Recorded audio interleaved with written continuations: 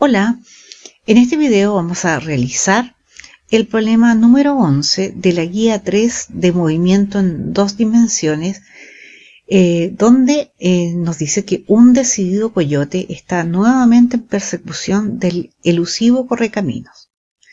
El coyote usa un par de patines con ruedas de propulsión, marca Acme seguramente, que proporcionan una aceleración horizontal constante de 15 metros por segundo al cuadrado. El coyote parte del reposo a 70 metros de la orilla de un risco en el instante en que el correcaminos pasa en la dirección del risco. Si se supone que el correcaminos se mueve con rapidez constante, determine la rapidez mínima que debe tener para alcanzar el risco justo antes que el coyote. En el borde del risco, el correcamino escapa al hacer un giro repentino, mientras que el coyote continúa de frente. Los patines del coyote permanecen horizontales y continúan funcionando mientras el coyote está en vuelo, de modo que su aceleración mientras está en el aire es de 15i menos 9,8 j metros por segundo al cuadrado.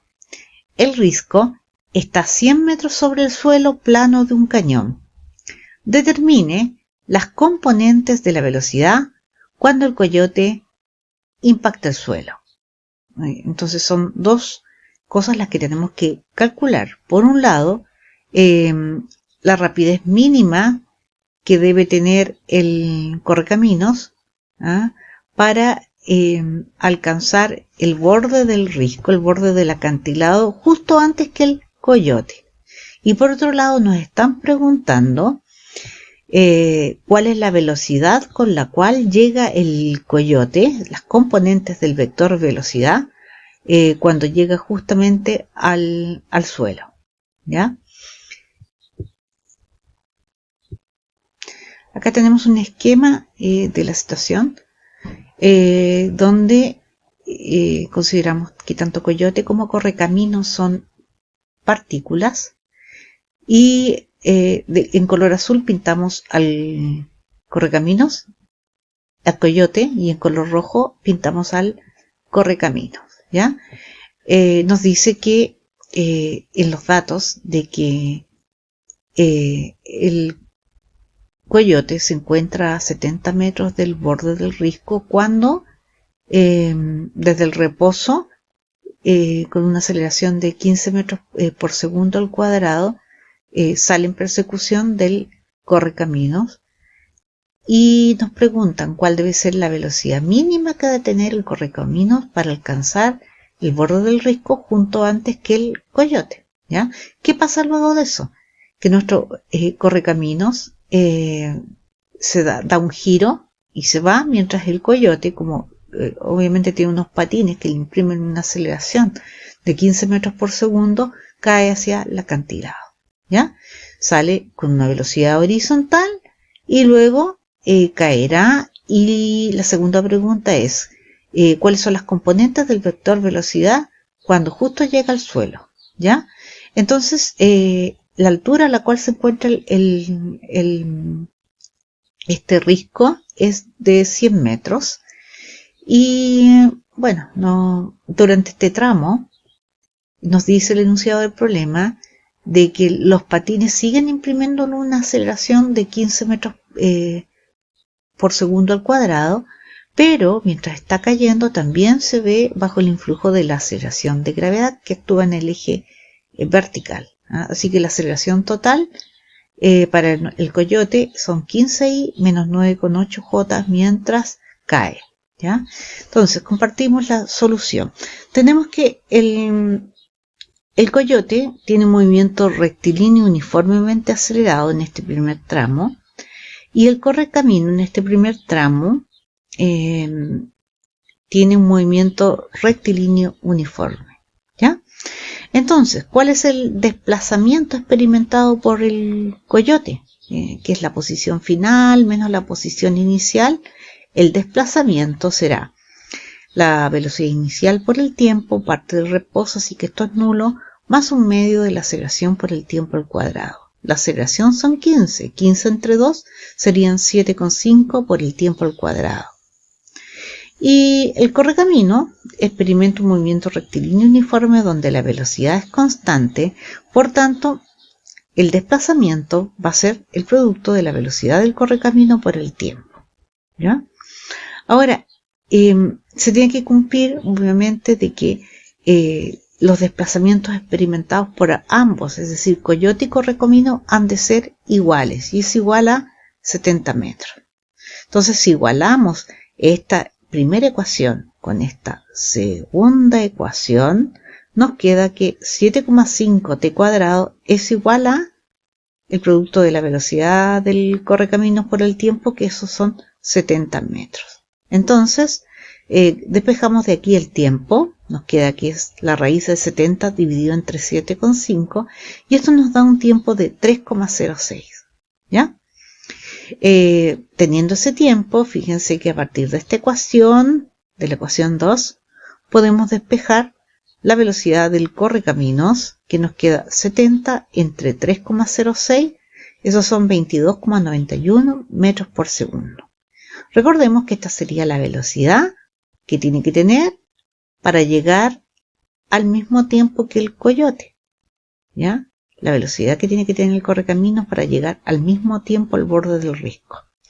Por tanto, necesariamente, esa velocidad mínima tiene que ser igual a este valor. Es decir, la velocidad que tiene que tener el correcaminos ha de ser mayor que esta si quiere llegar antes, ¿ya?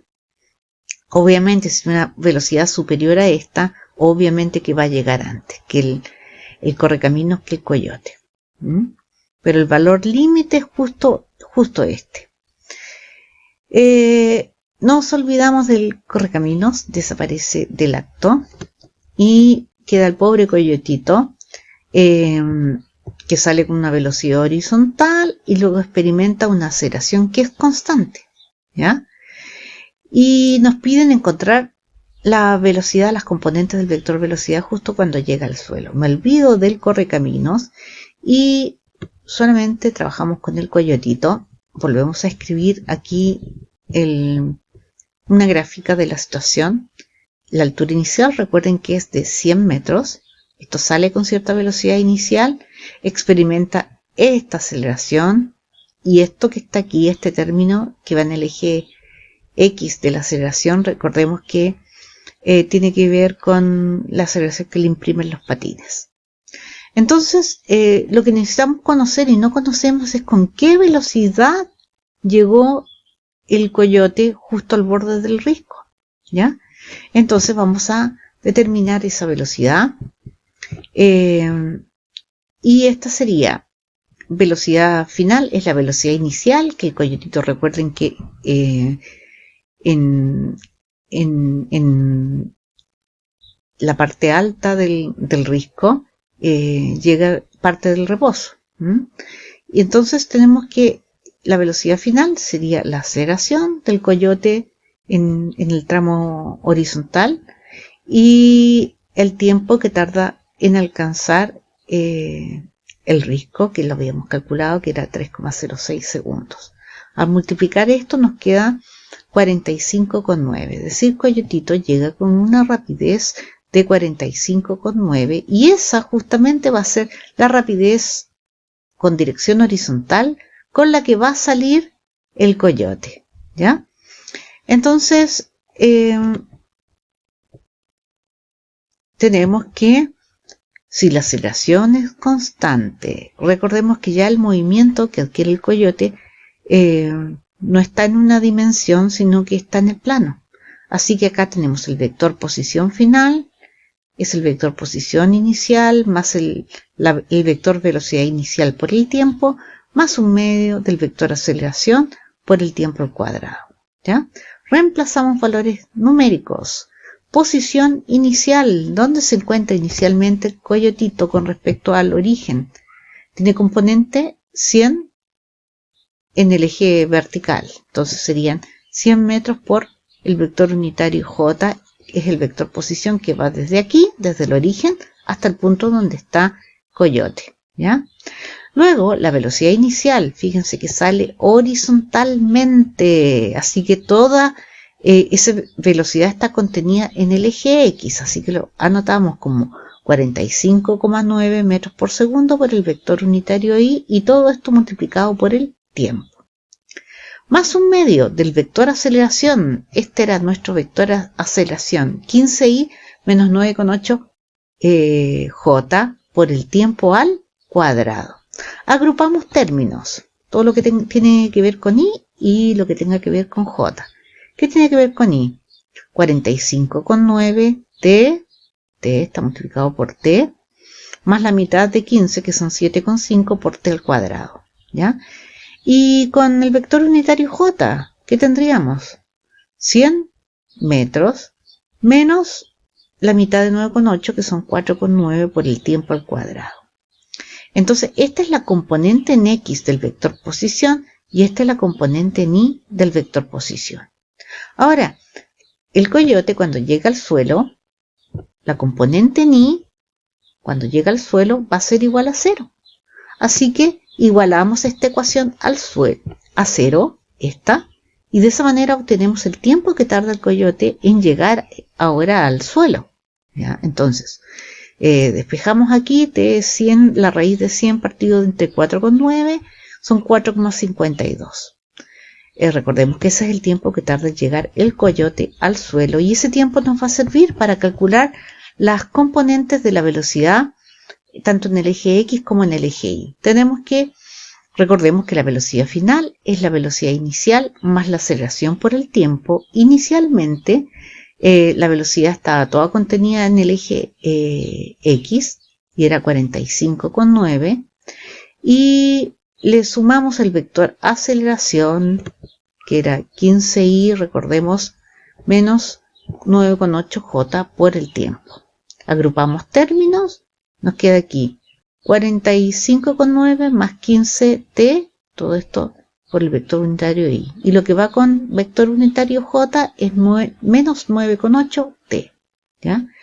Entonces, reemplazamos aquí el tiempo que tarda en llegar al suelo para calcular las componentes de la velocidad justo cuando llega al suelo. Reemplazamos t igual a 4,52 y nos da que 45,9 más 15 por 4,52 son 113,7. Esta es la componente en el eje X del vector velocidad.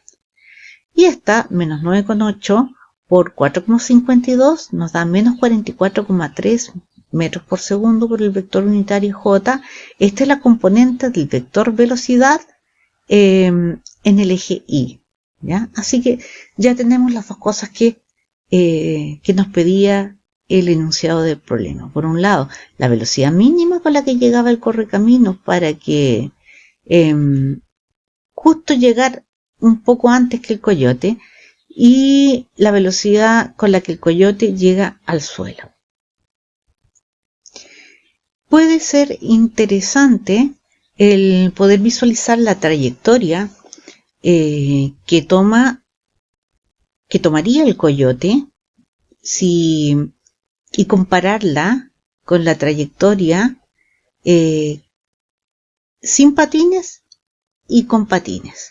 ¿Ya? Recordemos que los patines, la acción que tiene es darle una aceleración en la horizontal y aquí tendríamos sin los patines, es decir, solamente actúa la aceleración de gravedad. Aquí están actuando ambas, ¿ya? La horizontal y la vertical generada por la aceleración de gravedad. Entonces podemos comparativamente ver la trayectoria, acá es una parábola, y sin embargo acá ya se aleja de una parábola. ¿Eh? Podemos ver que el alcance, la distancia recorrida horizontalmente cuando llega al suelo son, no sé, aproximadamente de estar entre 300 y 400. Sin embargo acá es un poco superior a 200. ¿Ya? Bueno, igual tampoco las escalas en la horizontal es la misma, pero estas son las gráficas, digamos, comparativas de coyote con la misma velocidad inicial, saliendo con la misma rapidez inicial de forma horizontal, la trayectoria que seguiría coyote si sus patines no funcionaran